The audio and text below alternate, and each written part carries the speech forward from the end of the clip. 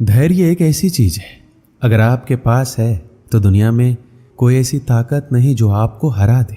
अक्सर लोग धैर्य ना रखने की वजह से हार जाते हैं। अगर आप सोचते हैं कि हार मान लेने से आप जीवन में आने वाली परेशानियों से बच जाएंगे, तो ऐसा कभी नहीं हो सकता, क्योंकि परेशानी जीत का दूसरा पहलू है और इससे बचा नहीं जा सकता, बल्कि इसका सामना करके जीत हासिल किया जा सकता है। सच्चाई और ईमानदारी से जीती गई लड़ाई हमेशा सुकून देती है, जबकि धोखे से जीती गई लड़ाई हमेशा दुख और हताशा का कारण होता है। अगर आप असली खुशी की तलाश कर रहे हैं तो आप लोगों को सफल बनाने में उनकी मदद कीजिए। आप कभी भी किसी को धोखा देकर आगे बढ़ने में अपनी बहादुरी मत दिखाइए, बल्कि लोगों को सफल बनाकर बहादुर बनिए। अगर आप जीवन में हारने के बाद एक नई शुरुआत करना चाहते हैं तो आपको अपनी अंदरूनी ताकत को जगाना होगा और खुद में विश्वास रखते हुए आगे बढ़ना होगा। सफलता हमेशा लोगों के काम करने की क्षमता में छुपी होती है, इसलिए आपको अपनी काम पूरी क्षमता के साथ करना चाहिए ताकि आप जीवन में सफलता हासिल कर सकें। डर के साथ सफल होना मुश्किल नहीं, नामुमकिन है, क्योंकि डर हमेशा आपको अपनी क्षमता के अनुसार काम करने से रोकता है। इसलिए आप खुद को डर से दूर रखें और जीवन में सफल बने। श्री कृष्ण कहते हैं, जब कोई आपकी प्रशंसा करे तो आप खुश होने के साथ साथ और बेहतर प्रदर्शन करने के लिए तैयार रहना, वरना जो आज प्रशंसा कर रहे हैं वो कल आपकी बुराई करने के लिए तैयार रहेंगे।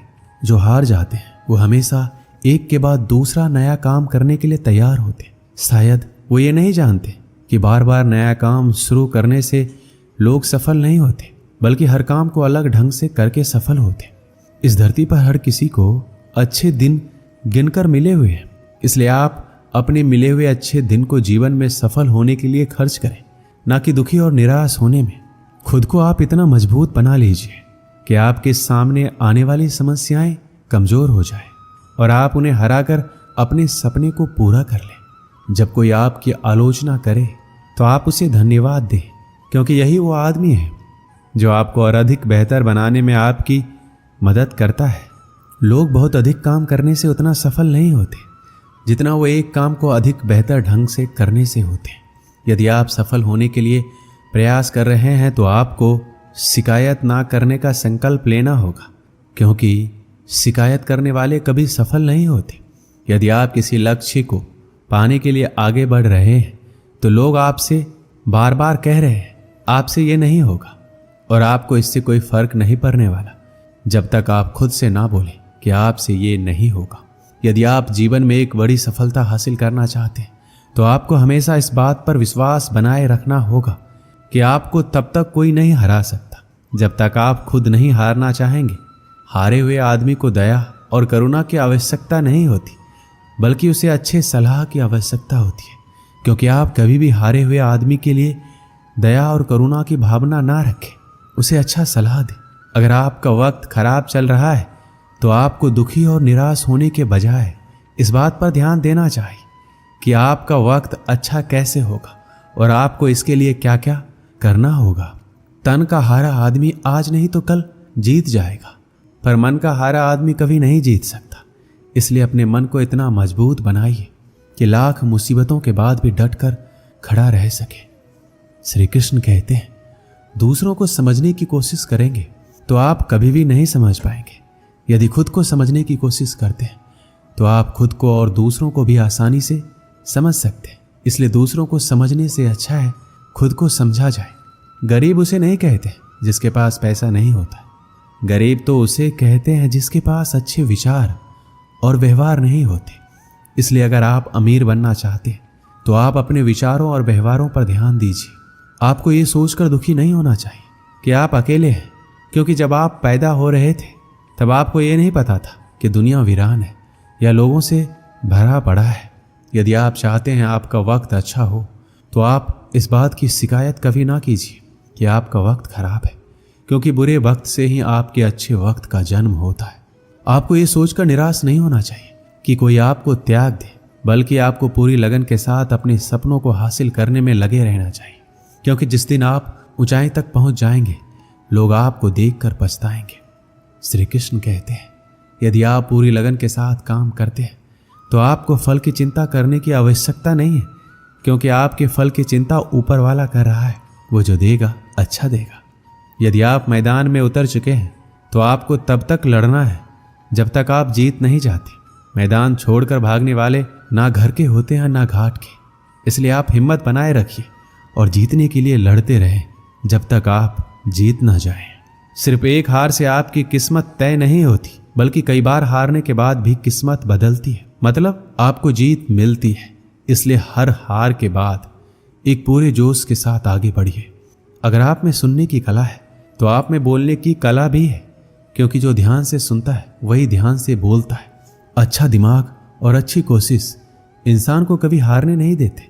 इसलिए आप अपने दिमाग को जितना हो सके उतना अच्छा करें और हर काम में अपना 100% दें।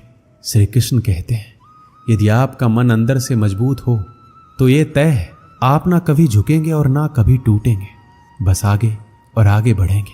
अगर आप किसी चीज के लिए दिल से दुआ करते हैं तो वह चीज आपको तब मिलती है जब आप उसको संभालने के काबिल हो जाते हैं। जैसे सफलता, आप अंदर से जितना शांत होंगे आपके विचारों में उतनी ही गहराई होगी और आपका जीवन उतना ही अधिक समृद्ध होगा।